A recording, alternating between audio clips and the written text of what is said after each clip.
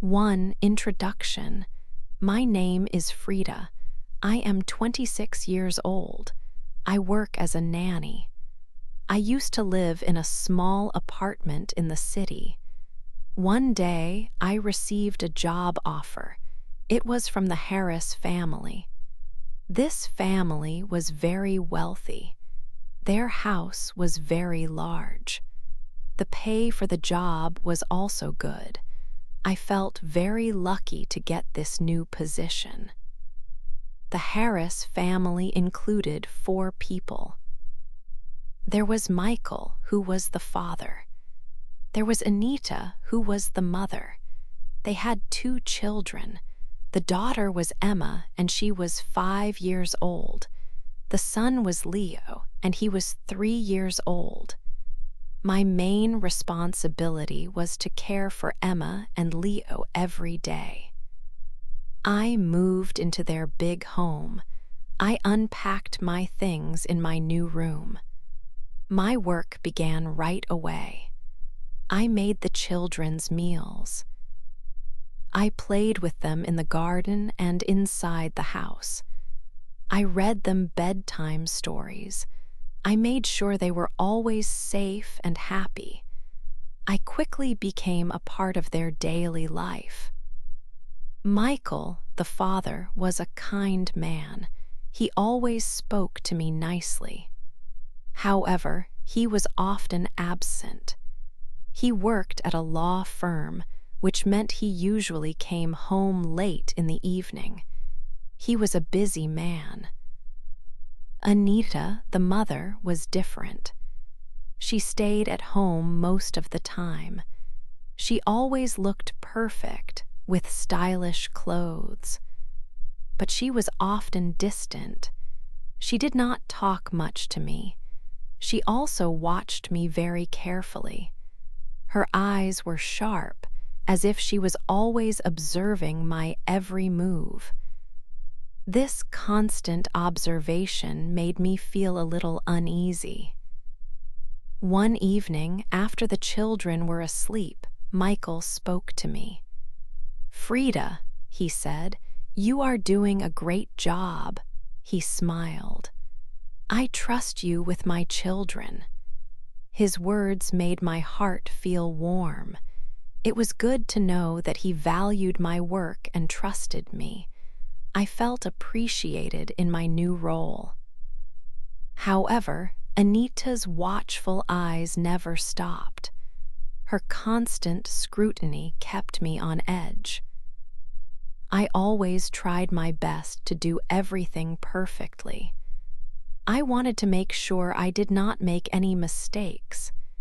Even so, her gaze often followed me. It was a strange feeling to be so closely watched.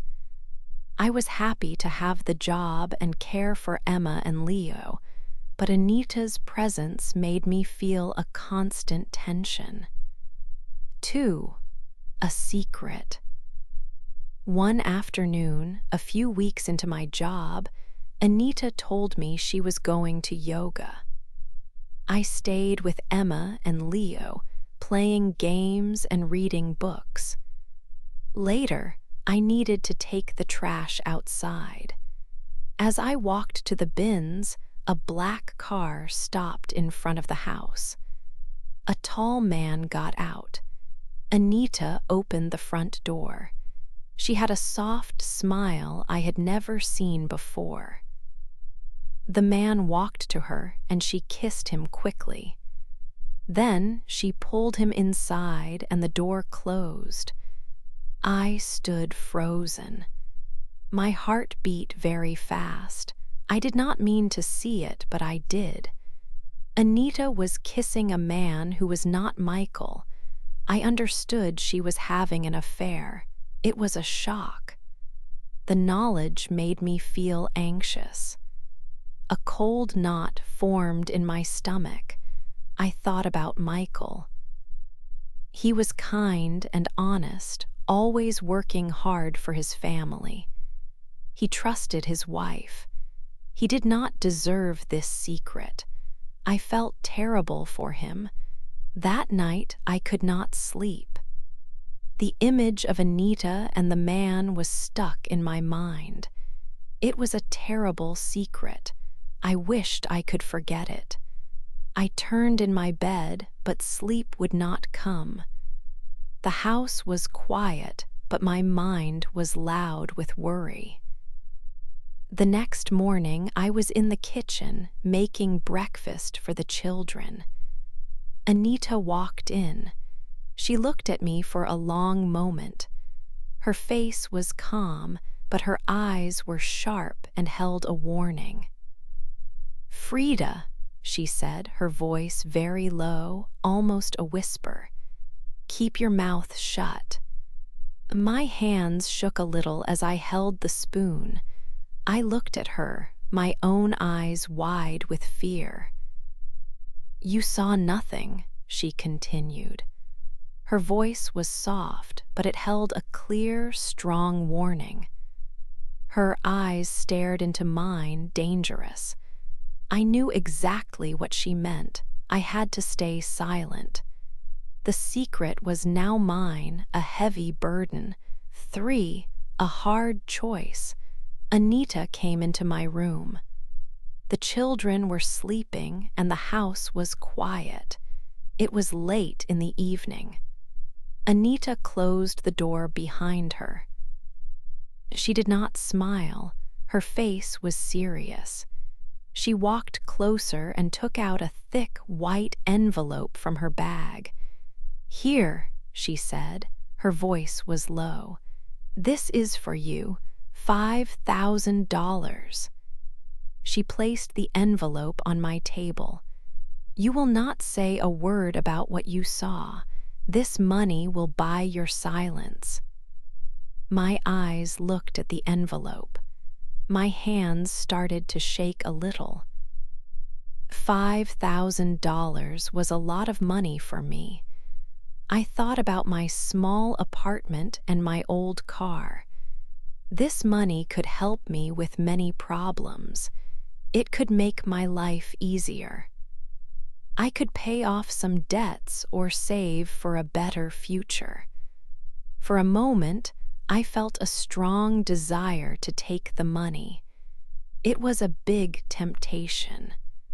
But then, my conscience spoke.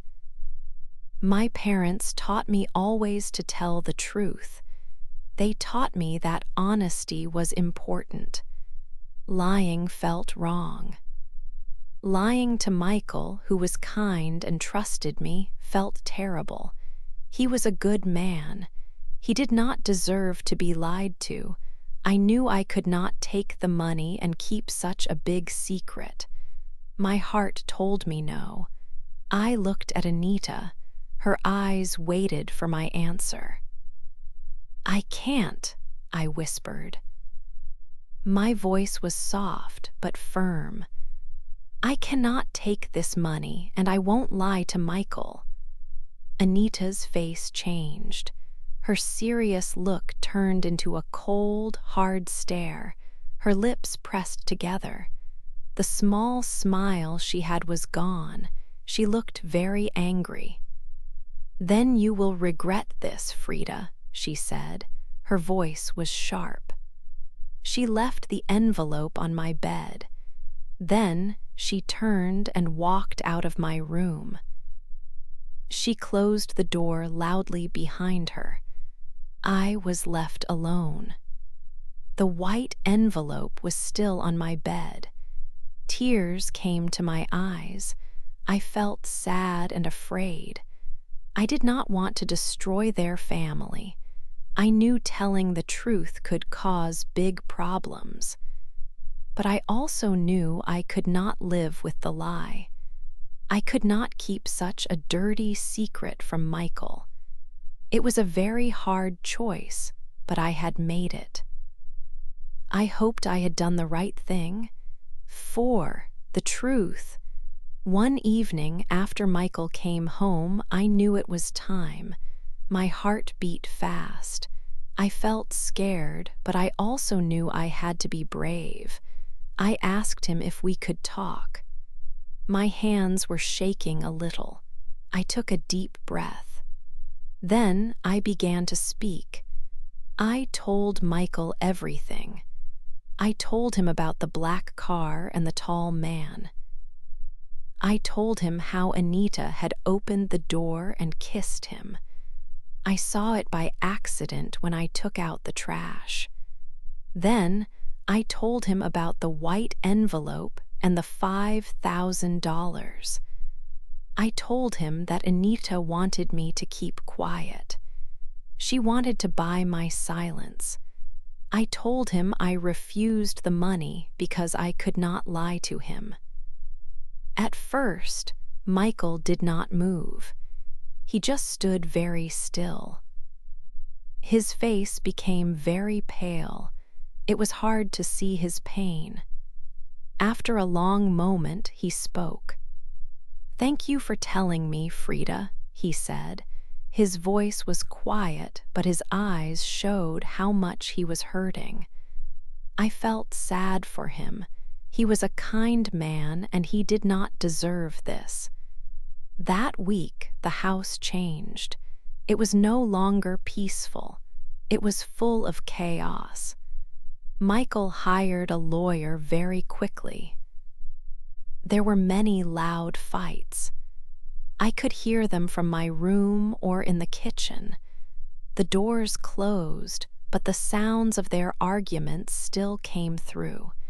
It was a very hard time for everyone in the house. One day, Anita came into the kitchen. She saw me there.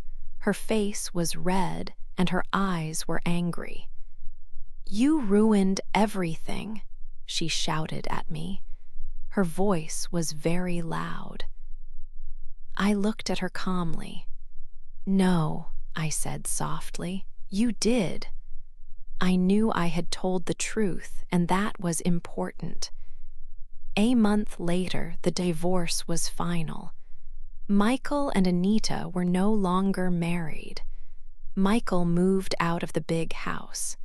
He took Emma, who was 5 years old, and Leo, who was 3 years old, with him. The house felt empty and quiet without them. I thought my part in their family story was finished. But Anita had one more thing to do. She still lived in the house and she had power. 5, a new start. One morning, Anita came to my room. Her face was calm, but her eyes were cold. "Pack your things, Frida," she said. "You are fired. You must leave today." I felt a sharp pain in my chest. I knew this was coming after the divorce, but it still hurt deeply. I had grown to love Emma and Leo as my own. I started to pack my few belongings. Each item I put in my suitcase made me think of a memory with the children. Their laughter, their small hands holding mine, their sleepy faces at bedtime. I knew I would miss them terribly. I walked through the big house one last time. It felt quiet and empty, even though it was still full of furniture. The grand staircase, the large kitchen, the children's colorful rooms, they all felt like a dream now. I carried my suitcase out the front door. The air outside felt cold. I looked back at the house, which had been my home for several months. A tear ran down my cheek. I was leaving everything behind. I returned to my small apartment in the city. It was not big, and it often felt lonely. The silence was loud after the lively sounds of Emma and Leo. The days that followed were long and empty. I missed the children more than words could say. I thought about their bright smiles and their endless questions. I missed reading them stories and playing games in the garden. I also missed Michael's kind, tired face when he came home from work. My apartment felt like a quiet cage. I had no job, no children to care for, and no one to talk to. I felt lost, like a part of me was missing. One evening, a cold rain fell outside. I was sitting alone, looking out the window, feeling sad. Suddenly, there was a knock at my door. It was a strong, clear knock. I was surprised. Who would visit me on such a rainy night? I slowly walked to the door and opened it. My breath caught in my throat. Michael stood there. Emma and Leo were with him, holding his hands. Their small faces looked up at me. Emma's eyes were wide, and Leo held a small toy car. "Frida," Michael said, his voice soft but clear. "We came to see you. We miss you very much." Emma ran to me and hugged my legs tightly. "Frida, Frida," she shouted happily. Leo smiled and waved. Michael looked at me directly. "Please, Frida," he said. "Come back to work for me. We need you. I need you. Emma and Leo need you with us." My heart jumped with a mix of surprise and happiness. I saw the true feeling in his eyes. It was not just about needing a nanny. It was about needing me, Frida, to be part of their lives again. A warm feeling spread through me. It felt like a new start was finally possible. 6. A different job. I went back to work for Michael. It was a new start in a new house. The old house felt big and full of secrets. This new house was smaller, but it felt warm and safe. There was no Anita there. Her sharp eyes and cold smile were gone. The air in the house felt light. It was a big change from before. Before, I always felt a strange tension. Anita was always watching. Now, that feeling was gone. I could relax. I could truly be myself with Emma and Leo. We played games and read books without any worries. Michael was also different. He seemed more at peace. He smiled more often.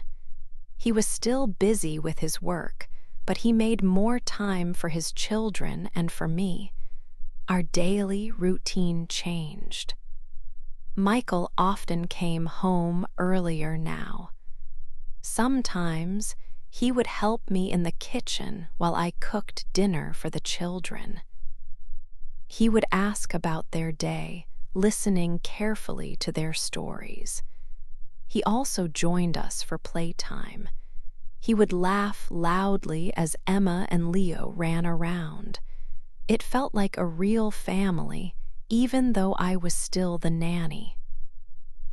After the children were asleep, Michael and I often stayed up. We sat in the kitchen, drinking tea or coffee. We talked about many things. We talked about Emma and Leo, about their school, and funny things they said. We also talked about our days. He told me about his work, and I told him about mine. These quiet talks became very important to me. One night, Michael looked at me with serious eyes. "Frida," he said, "I don't know what I would do without you." I smiled and said, "You would be fine, Michael. You are a good father." But he shook his head. "No, Frida, I truly mean it. You are helping us so much. You are important to me and the children." His words made my heart beat faster. He depended on me. He needed me. I knew he was my boss. He had just gone through a difficult divorce. It was too soon for me to think about anything else, but my feelings began to grow. I started to see Michael in a new way. He was kind, honest, and strong. He was a good man. I felt a warmth inside me whenever he smiled. I felt happy when he was near. I knew I was starting to have romantic feelings for him. This was new and a little scary. I tried to hide these feelings, but my heart had its own plans. 7. People talk. Life in Michael's new house was peaceful for a while. I loved spending time with Emma and Leo. Michael and I often spent evenings together after the children were asleep. We talked about their day and about our own lives. He was a kind man, and I cared for him and his children very much. This new life felt good, like a real home. However, our close relationship did not go unnoticed. People in the neighborhood started to talk. When they saw Michael, Emma, Leo, and me together, they would whisper. They saw us at the park, at the grocery store, and walking to school. They knew I was the nanny, but they also saw how close we were. I could hear their quiet words sometimes, like the nanny and so fast after the divorce. It made me feel a little uncomfortable, but I tried not to think about it. I knew I was just doing my job, and Michael needed my help with the children. One afternoon, Anita came to the house. She had not visited since Michael moved. Her face was cold, and her eyes were sharp when she looked at me. She walked straight to me in the living room.